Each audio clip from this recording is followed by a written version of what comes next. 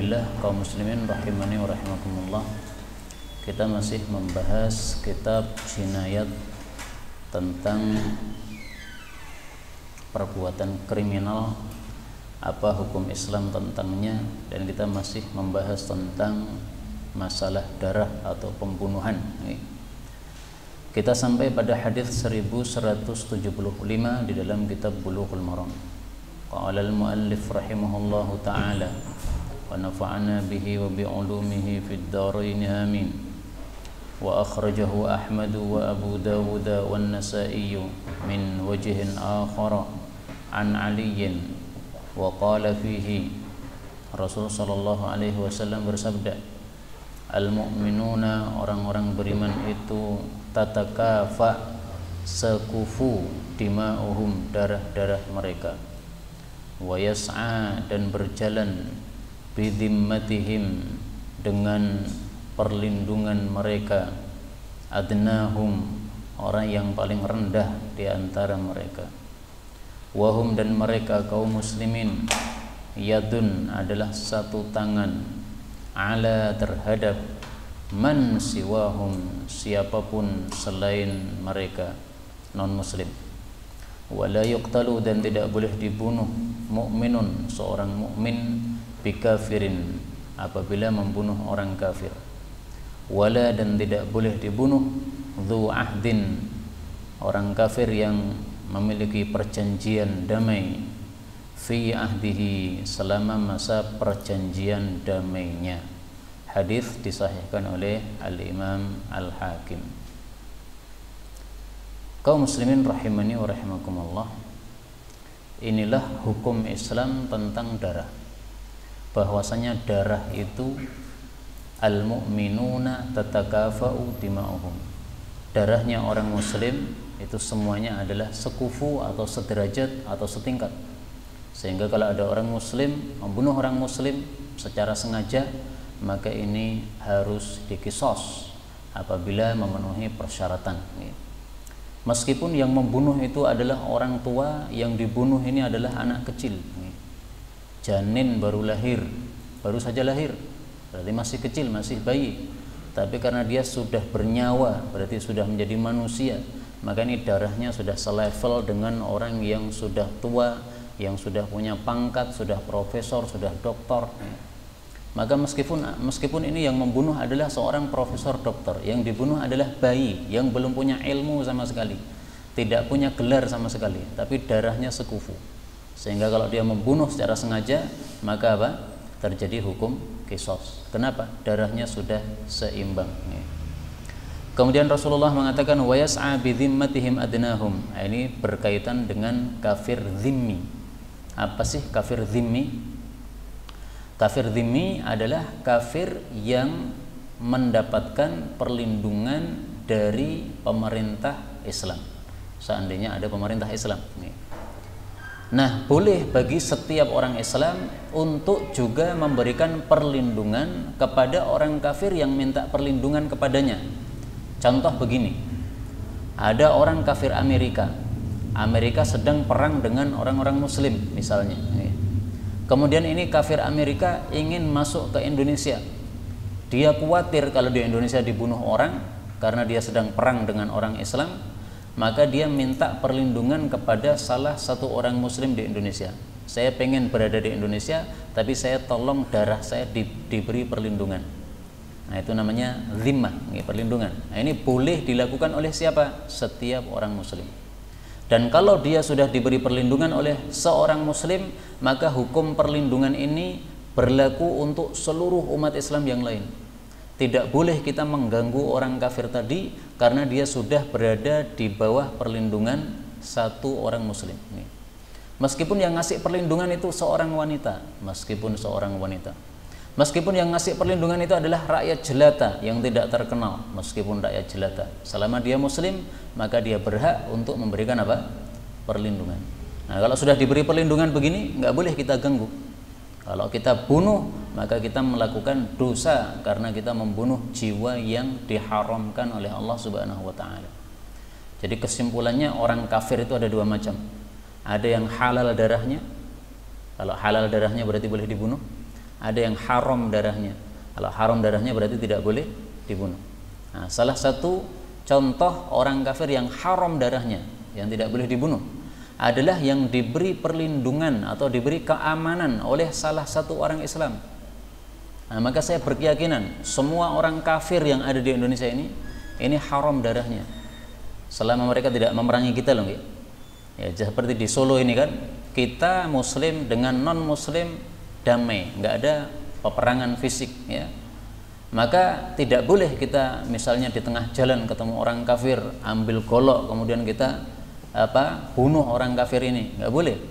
Kenapa? Mereka berada di bawah perlindungan orang Muslim di Indonesia, yaitu di bawah perlindungan pemerintahan Indonesia ini, yang mereka rata-rata adalah beragama Islam. Mereka memberikan perlindungan kepada warganya yang di Indonesia ini untuk hidup aman. Nah, maka berarti tidak boleh kita kemudian tiba-tiba merampok hartanya orang kafir yang di sekitar kita, tiba-tiba membunuh hartanya nyawanya orang kafir yang di sekitar kita, nggak boleh. Kalau kondisinya seperti yang di Ambon dulu, ya, orang kafir memerangi orang Muslim, bawa golok mereka membunuh orang Muslim, nah itu hukumnya beda lagi. Kalau di Solo ini kan sekarang aman, nggak ada masalah. Nah, berarti kita dengan orang-orang kafir yang di sekitar kita jangan mengganggu mereka. Orang-orang kafir yang ada sekarang ini di sekitar kita berlaku hukum Allah dalam Al-Quran. Allah menyebutkan pada surat Antabarruhum, pada surat Al-Mumtahanah ayat yang ke-8. La yanhaakumullahu 'anil ladzina lam yuqatilukum fid din wa lam yukhrijukum min diyarikum an tabarruhum wa tuqsitu ilaihim. Orang kafir yang lam yuqatilukum fid din, tidak memerangi kalian dalam hal agama. Nah, kondisi orang-orang kafir Solo seperti ini. Mereka tidak memerangi kita dalam hal agama. Enggak ada perang fisik sama mereka. Walam yukhrijukum min diyarikum, mereka juga tidak mengusir kita dari kampung kita. Hidupnya berdampingan, aman-aman saja. Mereka hidup, kita hidup. Maka Allah tidak melarang antabarruhum wa tuqsitu ilaihim, tidak melarang kita umat Islam untuk berbuat baik kepada mereka orang-orang kafir yang sifatnya seperti itu tadi. Dan juga tidak dilarang oleh Allah kita untuk berbuat adil kepada mereka. Bahkan wajib adil, karena Allah mengatakan innallaha yuhibbul muqsitin. Allah cinta kepada orang-orang yang adil, berarti kita wajib adil kepada mereka. Adilnya gimana? Selama mereka tidak menyerang, ya kita tidak menyerang. Mereka tidak mengambil harta kita, tidak merampok harta kita, ya kita tidak boleh merampok harta mereka. Ini perlu dijelaskan. Kenapa? Karena sebagian pemuda-pemuda sekarang ini ada yang berkeyakinan, Pak, ketemu orang kafir di Indonesia boleh dijamret hartanya. Cari jam yang aman, misalnya jam 12 malam, keluar dari rumah, mana ada orang kafir lewat, maka berpapasan pas sepi, maka todongkan senjata tajam. Begitu mereka lari, motornya ditinggal, misalnya motornya halal diambil. Atau misalnya ditakut-takuti bondo apa nyawa, akhirnya dia serahkan bondonya, halal untuk mereka katanya. Itu nggak benar. Itu jelas bertentangan dengan ayat ini. Mungkin mereka belum pernah baca ayat ini atau gimana, nggak paham saya. Ayatnya sudah jelas sekali. Orang kafir yang tidak memerangi kita dalam hal agama, tidak mengusir kita. Itulah kondisi sekarang di Solo ini. Orang-orang kafir seperti itu. Maka Allah menyuruh kita adil terhadap mereka, malah kamu halalkan hartanya, kamu jambreti hartanya. Dari mana dalilnya itu? Itu adalah pemahaman Khawarij yang kemudian meresap pada umat Islam, ya, mudah mengkafirkan orang sehingga dianggap bahwasanya semua pemerintah di Indonesia ini pokoknya kafir semuanya, semua PNS kafir semuanya. Nah, ini pemahaman Khawarij seperti ini, ya. Tidak mudah seperti itu dalam mengkafirkan umat Islam. Tayyib. Kemudian kita lanjutkan, Rasulullah mengatakan wahum yadun ala man siwahum. Umat Islam itu satu tangan dalam memerangi selain Islam. Artinya gini, kalau ada satu umat Islam, satu saja orang muslim diserang oleh orang kafir, maka kita seluruh Islam di dunia ini harus saling membantu untuk membantu saudara kita tadi. Orang Islam di Palestina, hartanya dirampok oleh orang-orang Israel, tanahnya dirampok oleh orang-orang Israel. Seluruh dunia umat Islam harus membantu untuk menyelamatkan saudara muslim yang di Palestina itu. Itu semestinya begitu. Tapi ketika tidak ada kemampuan, ya gimana lagi? Maka minimal kita mendoakan mereka. Jadi jangan sekali-kali berhenti mendoakan saudara-saudara kita yang sedang terzalimi, Palestina dan yang lain-lainnya, ya, yang paling tampak Palestina di depan mata kita. Seringkali kita ada video wanita kemudian diambil, dipisahkan dari dari anaknya, dari keluarganya, diambil begitu saja. Ini suatu kezaliman seperti ini. Ini adalah semestinya kita harus satu tangan untuk membantu saudara kita yang muslim tadi supaya dia mendapatkan haknya kembali. Tapi ketika tidak mampu, ya apalagi yang bisa kita lakukan selain doa, ya sudah kita doakan. Karena itu termasuk doa kunut nazilah. Kunut nazilah di dalam salat-salat 5 kita, salat 5 waktu. Itu seandainya dilakukan itu masih sunnah Nabi sallallahu alaihi wasallam. Tidak wajib, Jadi boleh salat 5 waktu pakai kunut nazilah karena memang kondisinya ada nazilah di sekitar kita, tapi juga tidak wajib untuk melakukan kunut nazilah, tapi jangan sekali-kali meninggalkan doa untuk mereka. Doa kapan saja terserah, mau pas ketika sujud karena doanya mustajab boleh, ketika tahajud di sela-sela tengah-tengah antara salat kita angkat tangan doa, ya tidak ada masalah, yang penting mendoakan saudara-saudara kita sesama muslim. Kemudian Rasulullah mengatakan wala yuqtalu mu'min bikafir. Orang mukmin kalau membunuh orang kafir maka tidak terjadi qisas. Kenapa? Darahnya tidak seimbang. Darahnya orang kafir ini rendah, darahnya orang muslim itu mulia. Maka karena tidak seimbang darahnya, kalau ada orang muslim membunuh orang kafir, meskipun orang kafirnya tadi tidak salah, maka ini tetap tidak bisa diqisas. Jadi contohnya tadi, ada orang muslim di Solo ini ketemu orang kafir malam-malam, tiba-tiba hartanya dijambret. Setelah itu dibunuh sekalian. Meskipun itu salah pemahaman itu, iya salah. Orang kafir tidak mengganggu kamu kok kamu jambret malah kamu bunuh, kenapa itu? Kamu salah, tetapi meskipun kamu salah, kamu tidak bisa dikisos gara-gara membunuh si kafir tadi. Kenapa?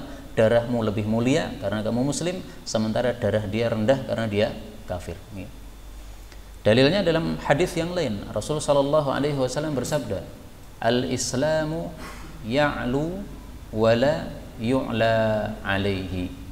Al-Islamu, Islam itu ya'lu, unggul, wa la yu'la, dan tidak diungguli. Maka darahnya orang muslim dengan orang kafir tidak sekufu sehingga tidak terjadi qisas ketika ada muslim membunuh kafir. Tetapi beliau juga mengatakan wala dzu ahdin fi ahdihi. Orang kafir yang masih dalam perjanjian damai tidak boleh dibunuh. Maka kesimpulannya orang kafir dibagi dua tadi. Ada orang kafir yang halal darahnya, silahkan bunuh, gak apa-apa, orang halal darahnya. Tapi ada juga orang kafir yang haram darahnya, tidak boleh dibunuh, maka jangan dibunuh. Kesimpulannya akan gampang, orang kafir dibagi dua. Udah, maka kalau kita ketemu orang kafir, kita harus tahu hukumnya. Ini orang kafir yang halal darahnya atau enggak. Jangan salah seperti yang tadi.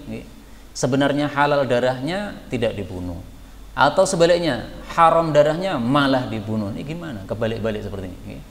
Nah, maka kalau kita buka-buka kitab fikih, orang kafir itu bisa dibagi 4 macam.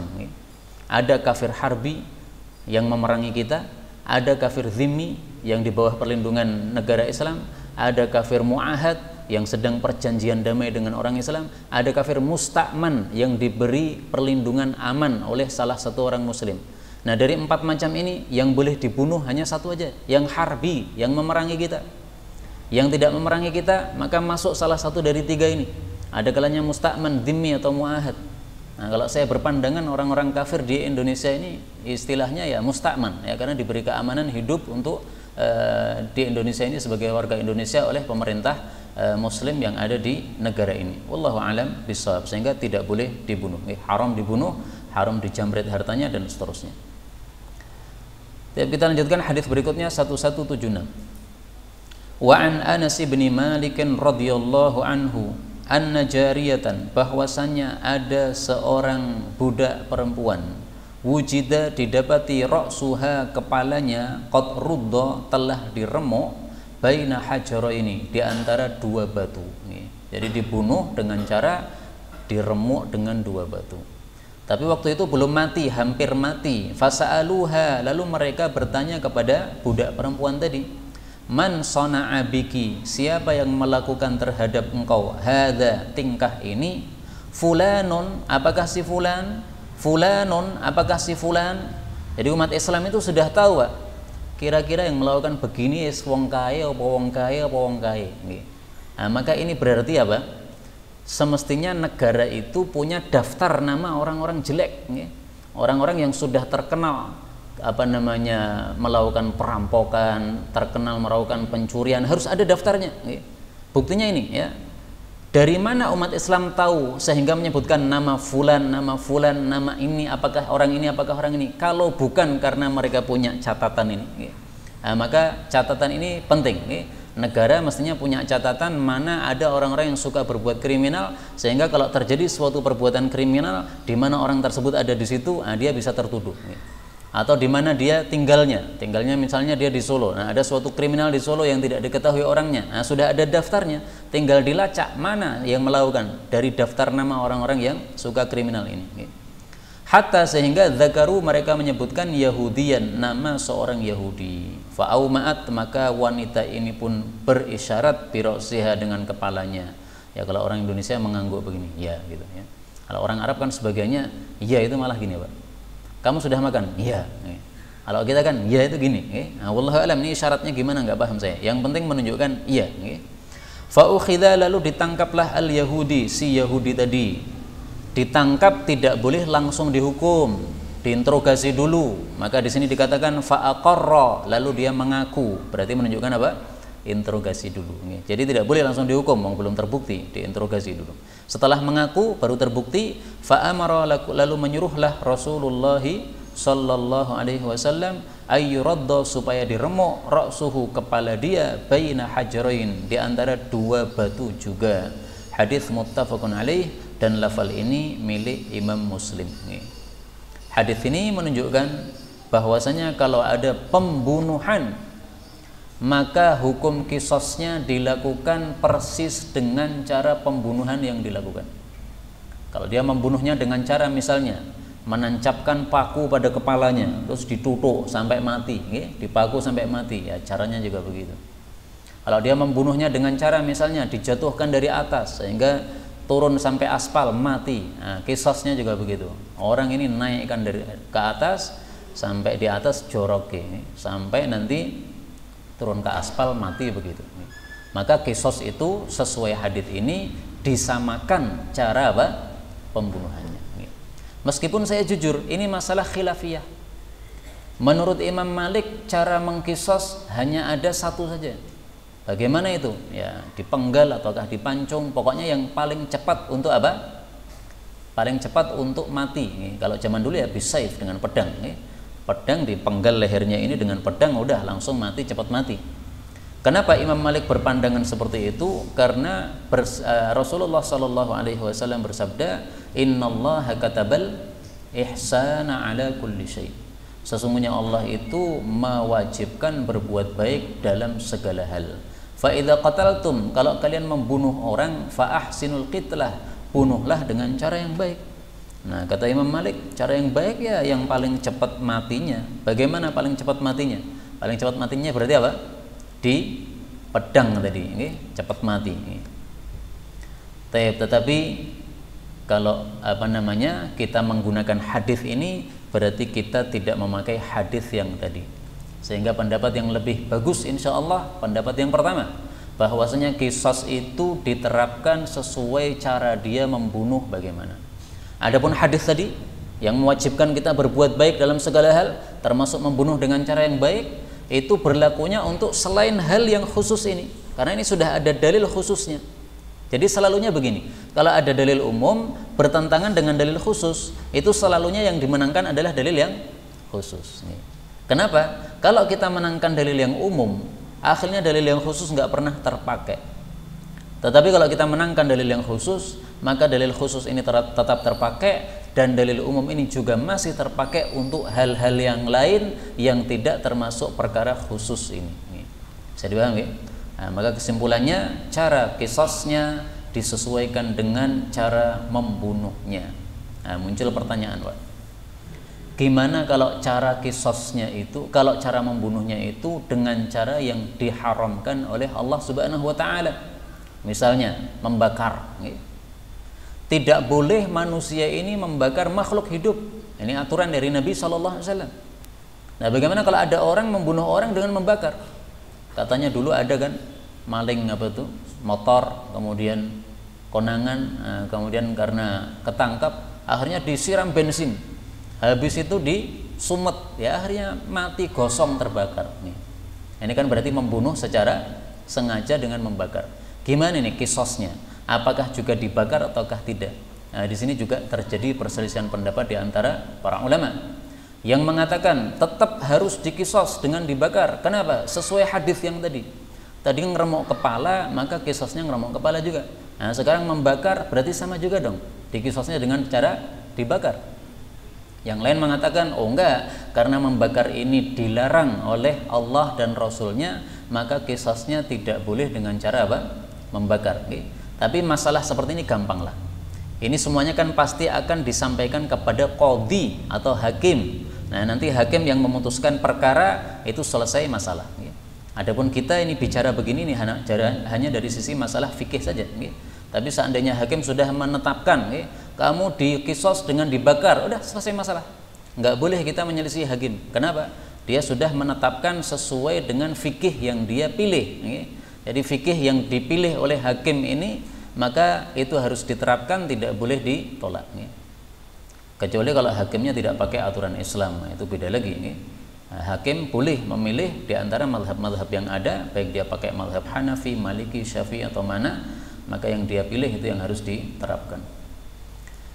Tapi hadis berikutnya 1177, wa an Imran bin Husainin radhiyallahu anhu anna ghulaman, bahwasanya ada seorang anak kecil li unasin fuqara, milik.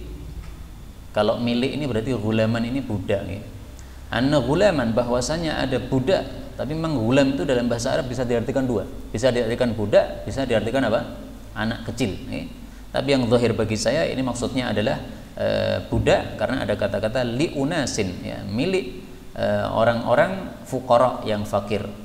Qata'a, dia memotong udhuna, telinganya gulamin, budak atau anak kecil, li unasin aghniya, milik orang-orang yang kaya. Fa'atawun nabiyya sallallahu alaihi wasallam, lalu mereka datang kepada Nabi, maksudnya minta diselesaikan masalahnya oleh Nabi sallallahu alaihi wasallam, minta ganti rugi, ini sudah terpotong nih telinganya, ganti rugi berapa? Telinganya 2, tinggal 1 karena digunting. Ternyata falam yaj'al lahum, maka Nabi tidak memberikan untuk mereka syai'an, sedikit pun dari ganti rugi atau diat. Hadis diriwayatkan oleh Imam Ahmad dan Imam 3 dengan sanad yang sahih.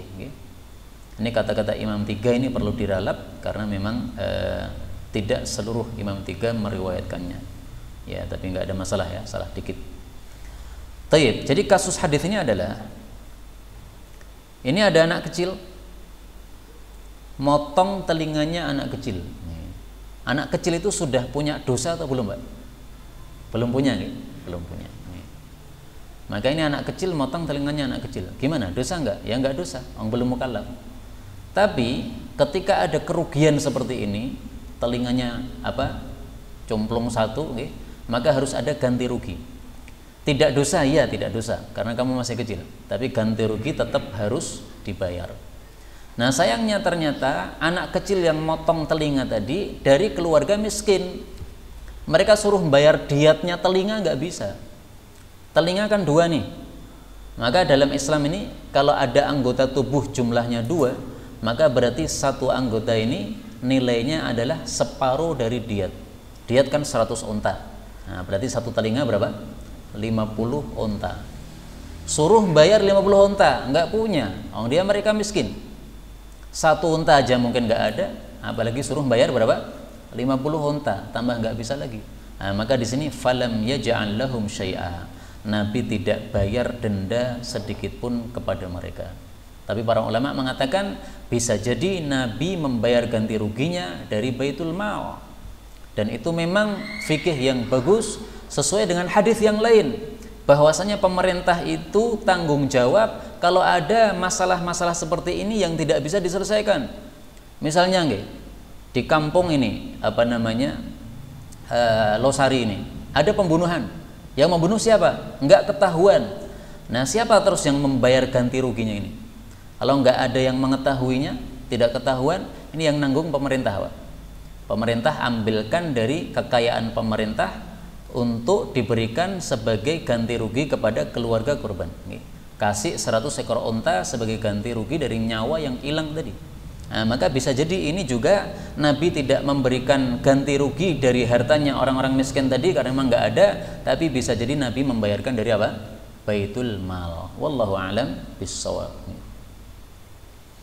1178. Wa an Amr bin Syu'aib an abihi an jaddihi radhiyallahu anhu anna rajulan, bahwasanya ada seorang laki-laki ta'ana menusuk rajulan laki-laki yang lain biqarnin dengan tanduk fi rukbatihi pada lututnya. Faja'a ilan nabiyyi sallallahu alaihi wasallam, maka dia datang kepada Nabi. Faqala, maka dia mengatakan aqidni. Aqidni itu artinya kisoskan untuk saya. Jadi saya minta apa? Dia dibalas karena dia sudah menusuk lutut saya. Faqala, maka Nabi mengatakan hatta tabra, sampai kamu sembuh dulu. Artinya kamu harus sabar. Kisosnya jangan dilakukan sekarang, tapi nunggu sampai lututmu sembuh. Kenapa? Supaya kita tahu dia ditusuk itu sampai menyebabkan lututnya jadi apa. Nah, maka nanti kisosnya diserupakan. Kalau misalnya sampai lututnya kemudian kakinya dengklang misalnya, nah, berarti nanti kisosnya ditusuk juga lutut dia sampai dengklang. Jadi kisosnya itu harus apa? Harus setimbang. Kalau menyebabkan apa? Dengklang, ya berarti harus sampai dengklang. Maka Nabi mengatakan hatta tabra, tunggu dulu sampai sembuh, sampai dilihat dulu kayak apa hasilnya lutut kamu ini. Ternyata orang ini nggak sabar, Pak. Tsumma jaa ilaihi, datang lagi kepada Nabi. Faqala, dia ngeyel, dia mengatakan aqidni, kisoskan untuk saya ya sekarang, saya nggak mau ditunda. Fa aqadahu, maka Nabi pun mengkisoskan dia, ditusuklah apa? Lututnya si orang yang zalim tadi. Tsumma jaa ilaihi, kemudian orang itu datang lagi kepada Nabi. Faqala, mengatakan, ya Rasulullah, wahai Rasulullah, arijtu, saya pincang. Maksudnya apa? Dia mengatakan, saya pincang sementara teman saya yang tadi ditusuk, yang dikisos, dia nggak pincang. Maka tolong dipincangkan dia, ya, kisosnya tambah lagi. Faqala, maka Nabi mengatakan, qad nahaituka, aku sudah melarang kamu, fa'asaitani, kamu malah durhaka kepadaku. Maksudnya, aku sudah melarang kamu untuk kisos sekarang, kamu masih nekat, masih ngeyel, kamu masih tergesa-gesa, yaitu salah kamu sendiri. Fa'aba'adakallah, maka semoga Allah menjauhkan engkau dari kebaikan. Wa batala arajuka, dan sia-sialah pincangmu. Maksudnya pincangmu itu tidak bisa dibalaskan kepada orang yang sudah menusuk lutut kamu. Kenapa? Salahmu sendiri. Seandainya kamu sabar menunggu sampai lututmu sembuh, kemudian ketahuan bahwa kamu pincang, nah maka bisa dikisoskan kepada orang pertama tadi, ditusuk juga lututnya sampai pincang, bisa. Tapi karena kamu sudah tergesa-gesa, sebelum waktunya sudah dikisoskan, ya sudah, ya nggak bisa apa diulangi kisosnya. Itu karena salah dia, tergesa-gesa sebelum waktunya. Tsumma naha, kemudian melarang Rasulullah sallallahu alaihi wasallam ayyuqtassa, bahwasanya dikisos, min jurhin, dari satu luka, hatta, sehingga yabro'a sahibuhu, pemilik luka tadi sembuh. Hadis diriwayatkan oleh Imam Ahmad, Daruqutni, wa u'illa, dan hadis ini dicacat bil irsal karena mursal. Tapi kesimpulannya hadis ini derajatnya sahih karena jalurnya tidak hanya satu saja, sehingga saling apa? Menguatkan. Tapi maka kesimpulannya, kalau ada orang bertengkar sampai terjadi luka, kapan kisos diterapkan? Kisos diterapkan kalau ingin kisos, menunggu sampai sembuhnya luka tadi, sehingga bisa dilihat berapa persen lukanya. Misalnya ada orang jotos-jotosan, kemudian ada yang jotos mata sampai memar, apakah harus dikisos saat itu juga? Enggak, ditunggu dulu.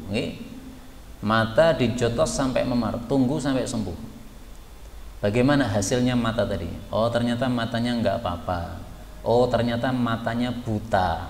Oh, ternyata matanya jadi enggak jelas melihatnya. Nah, kisosnya nanti disesuaikan, Pak.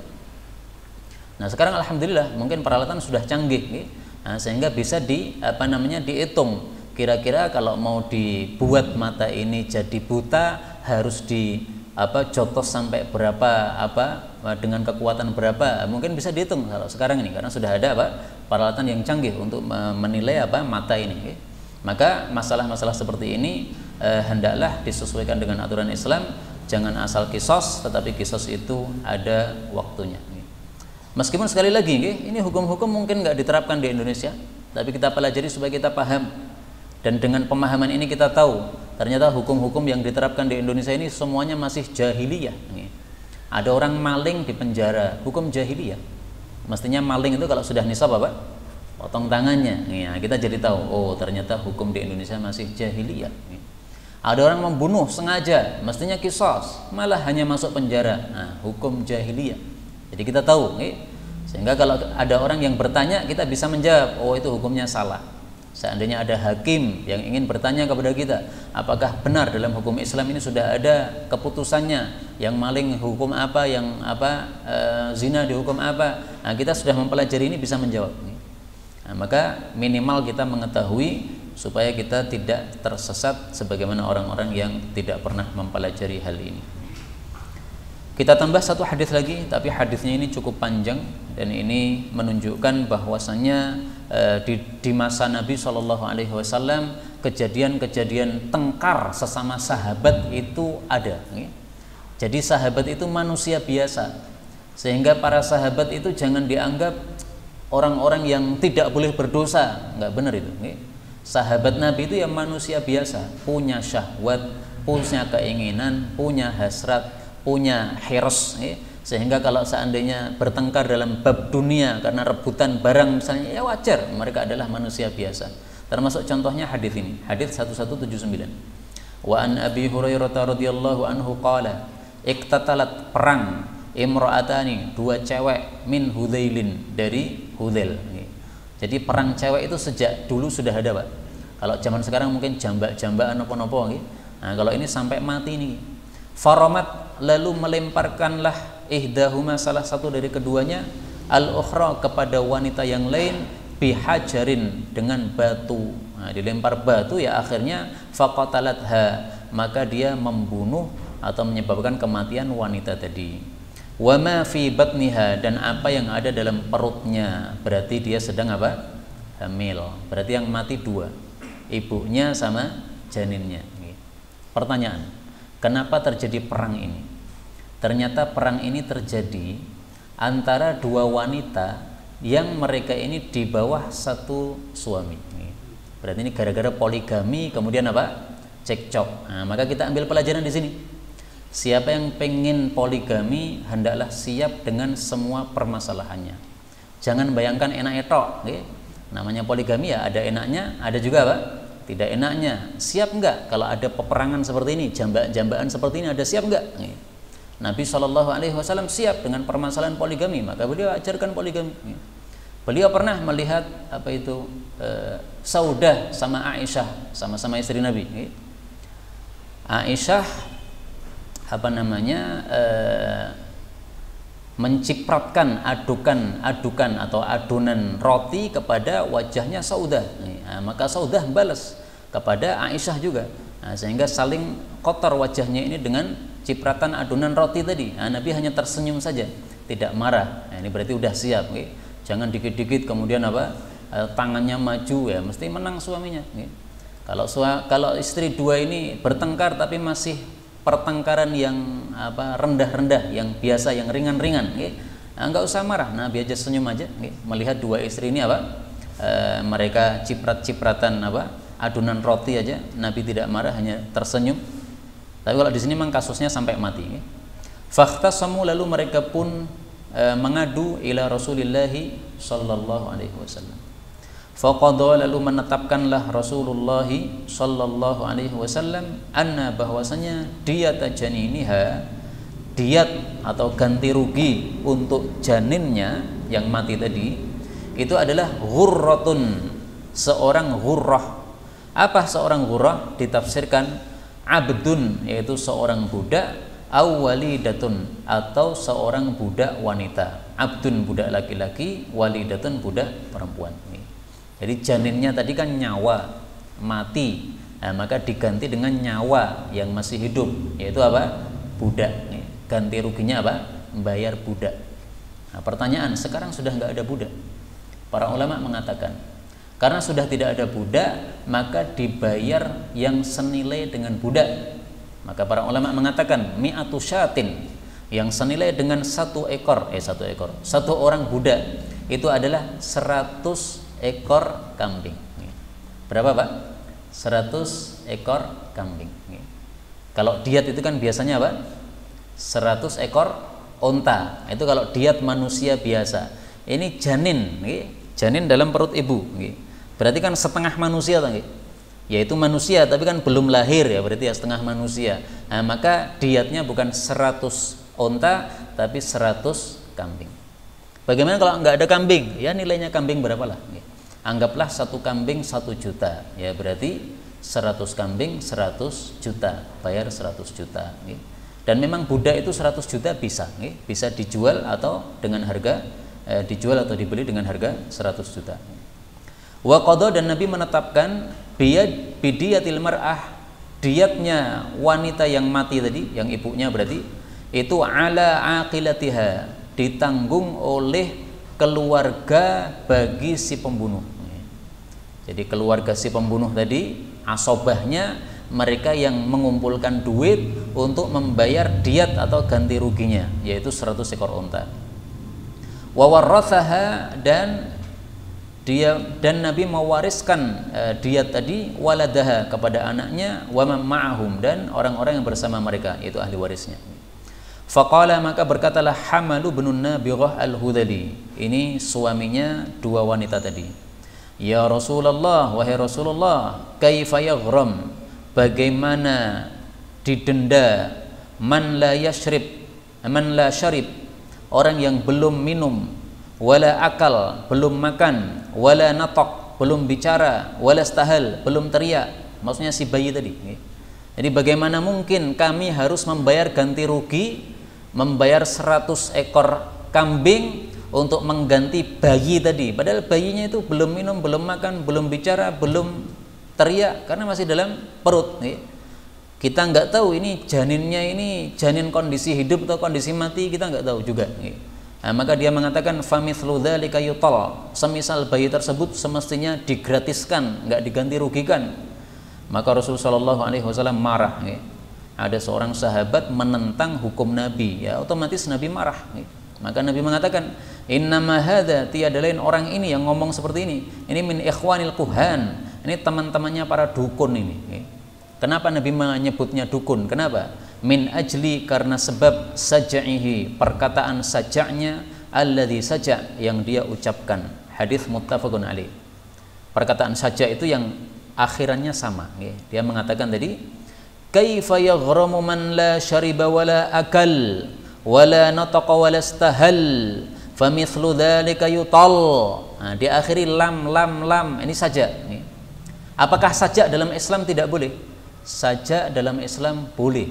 Tetapi kenapa Nabi mengatakan ini orang yang bersajak ini temannya dukun? Karena dia bersajak tetapi sajaknya untuk membantah syariat Islam. Maka di sini dilarangnya bukan karena sajaknya, tapi dilarangnya karena apa? Isinya membantah syariat Islam. Karena itu juga semua hukum yang menentang hukum syariat Islam itu bisa kita katakan ini hukumnya para dukun atau teman-temannya apa? Para dukun, atau kita sebut hukum jahiliyah tadi, ya. Karena hukum Islam sudah jelas, kenapa memilih hukum yang bukan Islam? Inilah Bapak Ibu rahimani wa rahimakumullah yang dapat kita baca pada malam hari ini. Mudah-mudahan menambahkan wawasan kita tentang hukum Islam, sehingga mengetahui kita bahwasanya hukum Islam ini sudah sempurna, segala macam permasalahan sudah ada pembahasannya dalam Islam. Wallahu a'lam bishawab. Walhamdulillahi